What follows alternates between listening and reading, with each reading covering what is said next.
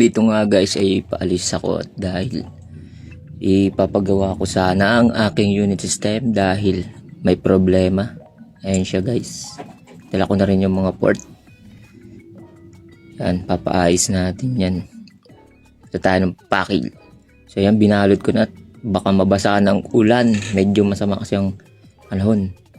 Sakto naman paglabas ko dito sa kanto. May nanguhuli pala ng LTO.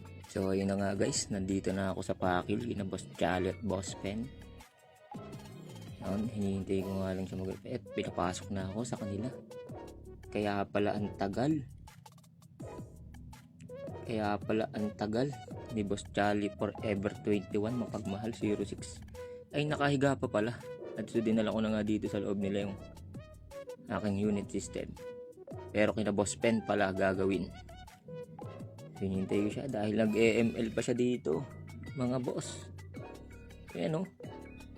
Putik na yan. 2026 na. ML pa din. So waiting lang ako dito boss. Kasi nagagalit boss pag namamatay. Yun, nandito na nga pala ako kina Boss Pen. Si Boss Pen naman, sobrang busy sa trabaho niya.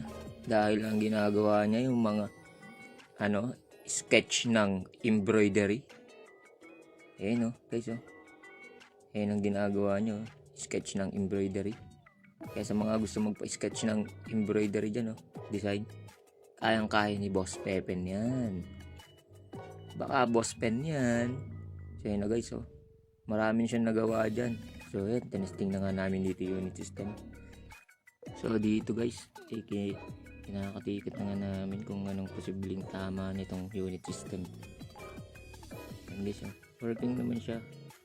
Kaso no display. Kaya kinatikot na nga namin dito guys.